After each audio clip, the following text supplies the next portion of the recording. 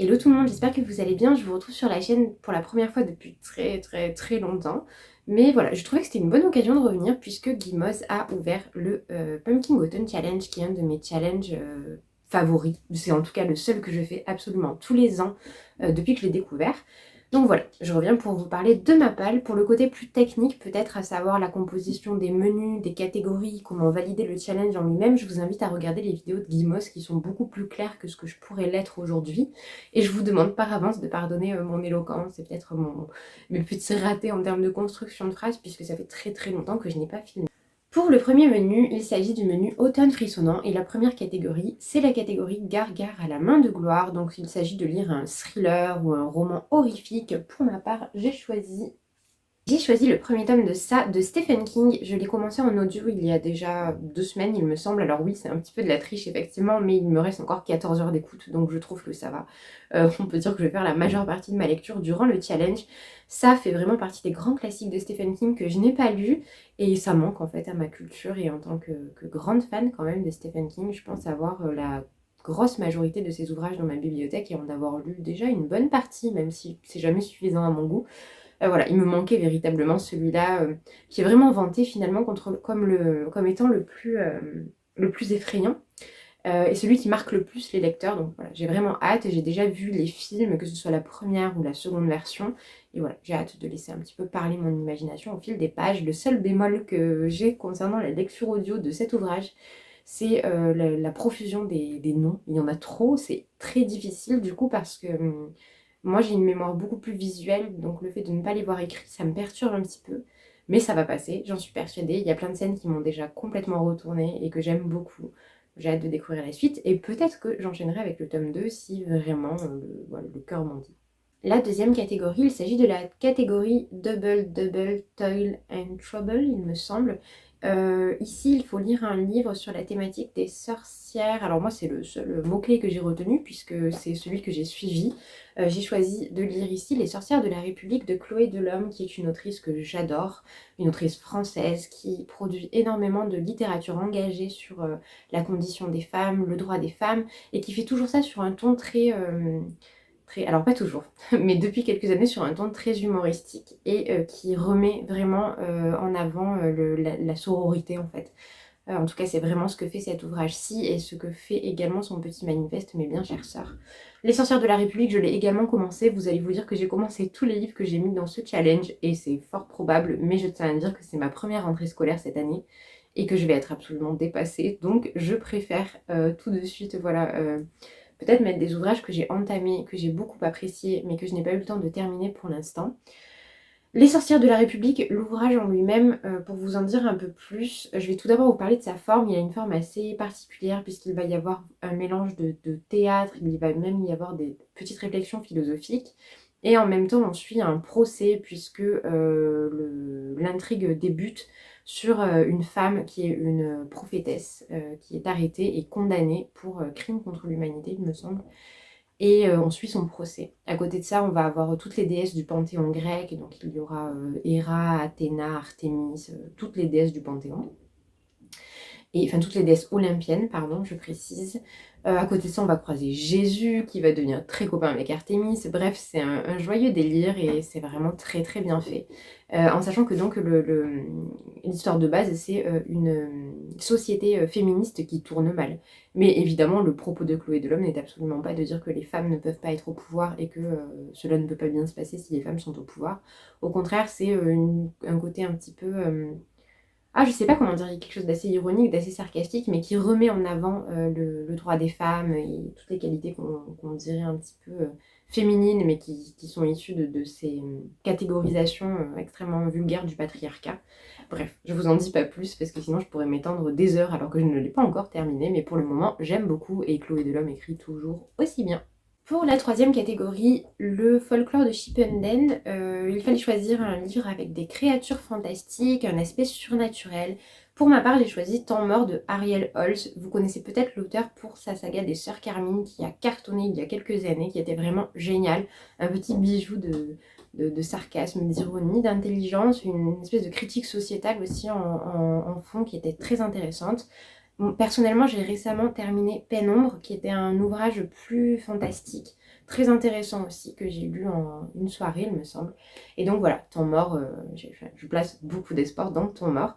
Je pense que celui-ci est plus jeunesse dans le sens où il y a ce petit départ en fait d'un personnage qui est en quête d'un de ses proches. Je vais peut-être vous lire le résumé. Sur les traces de son grand-oncle Théobald, Léo, 17 ans, s'égare dans les catacombes et bascule dans le périmonde, une réplique négative de Paris. Auréolé d'un soleil noir, ce lieu hors du temps est gouverné par des clans au pouvoir surnaturel. Léo n'a d'autre choix que de les affronter lors de la chasse sauvage, une épreuve de survie où tous les coups sont permis. Heureusement, l'énigmatique Alma est là pour l'aider, mais peut-il vraiment lui faire confiance? Voilà, un petit récit fantastique que j'ai hâte de découvrir. Je fais complètement confiance à Ariel et j'aime beaucoup sa plume en général, donc voilà, je pense que ça ira très bien. Et je trouve que ce périmonde fait un petit peu penser peut-être au monde à l'envers dans Stranger Things, donc voilà, à voir. Le second menu, il s'agit du menu automne, douceur de lire, et la première catégorie, c'est la catégorie, je m'en souviens plus complètement, mais Hocus Pocus, et les mots-clés ce sont Samhain, Halloween. Personnellement, j'ai choisi de mettre dans cette catégorie Jusqu'au dernier de Finbar Hawkins, publié chez Casterman. C'est un roman qui traîne dans ma palle depuis un petit moment et qui est sur la thématique des sorcières. Il me semble que c'est une histoire de vengeance, une jeune fille qui veut vouloir venger sa mère. Je suis assez curieuse de le découvrir, même si j'ai vu pas mal d'avis négatifs et que ça m'a un petit peu freinée. Je vais quand même me lancer, évidemment, sans problème. C'est écrit extrêmement gros, comme tous les romans Casterman. Je pense que même si je n'aime pas particulièrement, j'aurai très peu de mal à le terminer.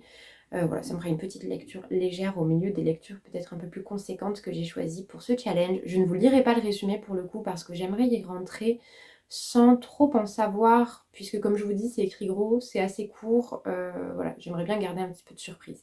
Pour la deuxième catégorie du menu automne, douceur de vivre, je vais essayer de vous prononcer la catégorie, le nom dans son intégralité, je ne suis pas sûre de réussir, c'est Et Didi, tu ne trouves pas que ça sent drôlement bon dans le Gutochi Kanja, Gutsuki Panja, je crois. Il s'agissait ici de trouver un ouvrage qui...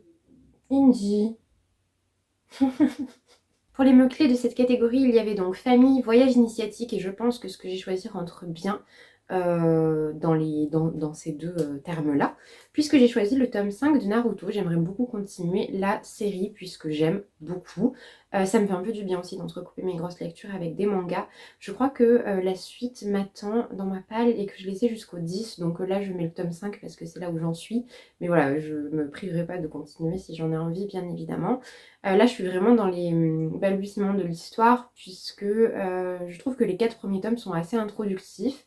Je vous précise toutefois une chose qui est quand même très intéressante, c'est que jusqu'au 31 décembre, vous pouvez avoir le tome 1, 2 et 3 pour 3 € l'un. C'est quand même assez avantageux si vous n'avez jamais découvert la saga, parce que je vous assure qu'elle vaut vraiment le coup.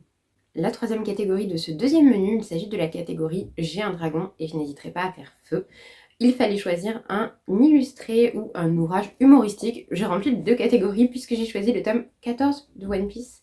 Pareil, une saga que j'ai très envie de continuer, qui fait vraiment partie des gros classiques de manga que je n'avais pas lu en fait, adolescente, et qui manquait à ma culture. Voilà, je voulais vraiment m'enrichir de ce patrimoine-là, parce que je trouve que c'est important, parce qu'il y a beaucoup de références à One Piece, beaucoup de choses, même dans des mangas comme Fairy Tail que j'apprécie beaucoup, qui finalement se sont un petit peu appuyés sur les bases que mettait en place One Piece, Dragon Ball Z, tous ces mangas un petit peu fondateurs de l'idée de shonen, quoi. Donc voilà, je voulais vraiment me faire ma propre idée. Pour le moment, j'adore. Alors vous allez me dire, tome 14 sur 99 ou 100 qui sont parus en français, c'est pas beaucoup, effectivement, mais j'envisage bien de continuer la saga encore longtemps parce que j'apprécie particulièrement les personnages et que je trouve que c'est un manga qui ne s'essouffle pas pour l'instant. On verra bien par la suite, voilà, mais je suis très contente de m'être lancée dans cette découverte.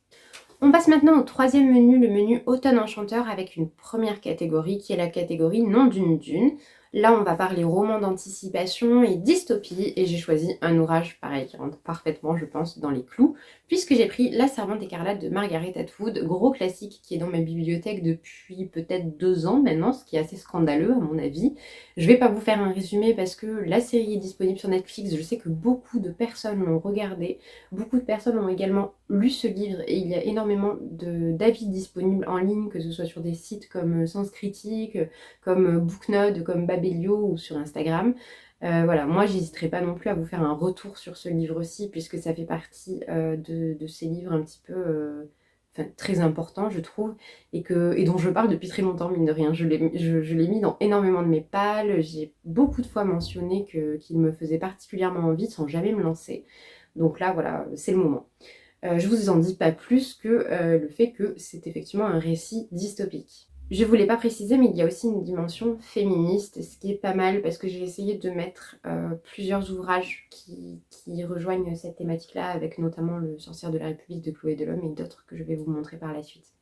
La deuxième catégorie, il s'agit de la catégorie princesse, et donc là on retrouve des mots-clés comme féminisme, et je ne sais plus, puisque moi j'ai choisi la dimension féministe avec une autrice qui a vraiment marqué la pensée de la femme au siècle dernier, à savoir Simone de Beauvoir, puisque j'adore cette autrice et je pense que cette année est vraiment marquée par ma découverte de ses écrits sous toutes ses formes en fait. Parce que j'ai lu Le Deuxième Sexe il y a peu, que j'ai vraiment adoré, qui a révolutionné complètement ma pensée, qui a mis des mots là où je ne parvenais pas forcément à en mettre. C'était brillant.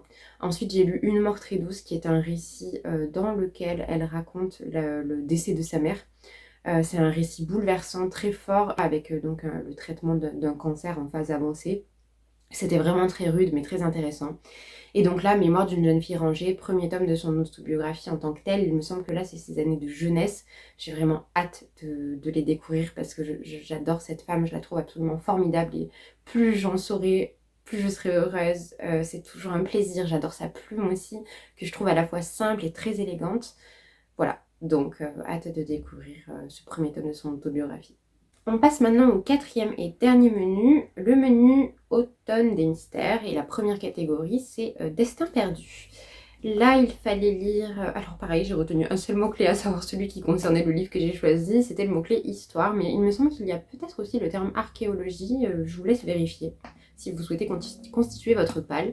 Donc, pour la dimension historique, moi j'ai choisi une uchronie avec le second tome de Vampiria de Victor Dixon, livre que j'ai également commencé, je tiens à vous le dire, mais que j'ai pas beaucoup avancé. Je suis page 140 sur 500, donc ça va.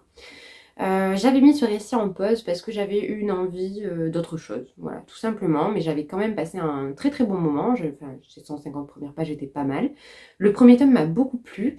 Je vais pas vous raconter toute l'histoire, je vais juste vous dire quelque chose qui peut-être va vous attirer et piquer votre curiosité. Dans cette uchronie, Louis XIV est un vampire, donc on va retrouver vraiment un univers baroque et gothique qui ressemble pas mal à ce que fait Victor Dixon, d'ailleurs, je trouve, de façon générale. Mais voilà, avec cette dimension, du coup, historique, cette réécriture un petit peu de l'histoire. J'ai beaucoup aimé pour l'instant. Il y a notamment des mentions, par exemple, au jardin de Louis XIV. Enfin, il y a des mentions à des choses qui étaient très importantes vraiment pour Louis XIV. Donc on sent qu'il y a eu un travail de recherche fait par l'auteur. Et voilà, Victor Dixon, c'est un auteur que de toute façon j'aime bien. J'ai été déçue par Cogito, par le tome 4 de Phobos, c'est vrai, mais dans l'ensemble, je suis toujours très contente quand je me plonge dans ses livres et j'adore sa plume. Donc voilà, très contente de découvrir ce tome 2. La seconde catégorie, il s'agit de la catégorie En avant Yvette Tempête, et là on va parler récit d'aventure, et le terme d'archéologie arrive ici et pas dans la catégorie précédente. Je suis désolée, je me suis trompée. J'ai choisi de lire Les Cendres du Serpent-Monde de Marine Sivan, publié chez les éditions Scrinéo. Je connais assez peu les romans d'aventure, les purs romans d'aventure, qui ont un côté vraiment Indiana Jones ou ce genre de choses. Je sais même pas si ça va pas être mon premier dans ce genre-là, maintenant que j'y pense, je sais pas. Mais c'est pas quelque chose qui m'attire au premier abord. Après, voilà, je me dis que ça peut me sortir de ma zone de confort et m'apporter peut-être des émotions un petit peu différentes à la lecture.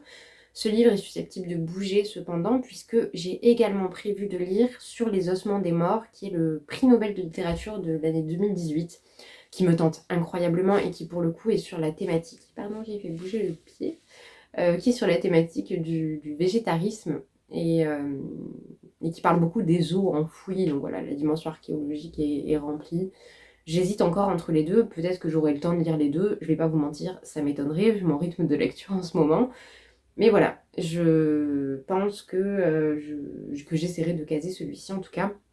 Je vous ai même pas fait de résumé, mais en gros, on suit une espèce d'aventurier assez peu intègre qui va devoir, je sais pas, découvrir un nouveau peuple, je crois, parce qu'il me semble qu'il y a une dimension colonialiste aussi. Je suis plutôt curieuse, on verra bien. Et enfin, pour la dernière catégorie, les contes de l'Atlantide. Là, on était sur des thématiques philosophie, contes morales. Moi, j'ai choisi la dimension philosophique, mais vous allez voir, c'est un peu alambiqué l'explication que je vais vous donner. Mais j'ai pris Le Ventre de Paris de Zola. Il s'agit du 3e tome de la fresque des Rougon-Macquart. Ce livre-ci, je l'ai également commencé il y a un petit moment, puisque je l'avais emporté avec moi lors des oraux du CAPES, mais que mon état mental faisait que j'étais absolument incapable de poursuivre une lecture de Zola, en fait, parce que émotionnellement, c'était trop rude pour moi. Je l'ai donc mis en pause, avec évidemment l'objectif de le reprendre et de le terminer, parce que c'était un livre qui me plaisait beaucoup, comme les 2 tomes précédents, La Fortune des Rougon et La Curée. Ce livre, je le lis dans le cadre du... je crois que le challenge s'appelle Lisons les Rougon-Macquart, organisé par Antastasia et Nabolita. Je suis un peu à la traîne parce qu'il me semble que ce tome-ci, il fallait le terminer pour le mois d'août. Je pense le terminer pour le mois de septembre et entamer par la suite la conquête de Plassans. Je vous explique juste rapidement ce qui se passe dans ce tome-ci. On va suivre Florent qui rentre du bagne après avoir été arrêté quelques années auparavant. Il retourne à Paris et retrouve son frère qui est marié avec une femme. Ils ont acheté une boucherie et toute l'intrigue va se dérouler dans les halles de Paris en fait. On va avoir la confrontation entre des personnes un peu plus aisées, des personnes qui le sont moins. Il va y avoir aussi une question d'opposition au régime en place. Voilà, c'est tout. Enfin, moi j'adore, je trouve que c'est toujours aussi génial. Je trouve que celui-ci est vraiment très intelligent, il est un peu dépaysant aussi, puisque dans les tomes précédents, on était donc à Plassans, dans La Fortune des Rougon. Et par la suite, on était à Paris, mais un Paris vraiment mondain, riche, aristocratique. Là, on est vraiment dans le Paris pauvre, donc je trouve que c'est aussi très intéressant. Voilà, je suis impatiente de continuer ma lecture et j'aimerais juste donner une petite justification à pourquoi j'ai mis ce livre dans la catégorie philosophique. C'est que dans la mesure où il y a vraiment une thèse de Zola avec cette idée du naturalisme, à savoir que, enfin en tout cas dans les Rougon-Macquart, ce qu'on voit c'est qu'il y a une tare initiale qui se retrouve répercutée sur chaque membre de la famille, chaque descendant de la famille, et qui va se traduire d'une façon assez spéciale pour chaque individu. Voilà, donc je trouve qu'il y a une dimension un petit peu philosophique pour justifier mon choix. Mais en tout cas, je vous recommande vivement de lire Zola. Alors peut-être pas de commencer par les Rougon-Macquart, mais par exemple par Thérèse Raquin, parce que voilà, moi c'est un de mes auteurs favoris. J'espère que cette vidéo vous a plu, que c'était pas trop long. Je vous invite, comme je vous le disais en début de vidéo, peut-être à regarder la palle que Guimauze s'est constituée, mais également sa vidéo plus technique où elle explique vraiment le challenge en lui-même. Je pense que les pales sur le Pumpkin Autumn Challenge ont commencé à foisonner sur YouTube. Je pense notamment à la pile de Daily The Book and the Cup que j'ai déjà regardée. Après, j'ai assez peu eu le temps de consulter YouTube ces derniers jours. Mais voilà, je suis sûre que vous trouverez votre bonheur et peut-être des petites recommandations et des titres bien sympas à mettre dans vos pales personnelles.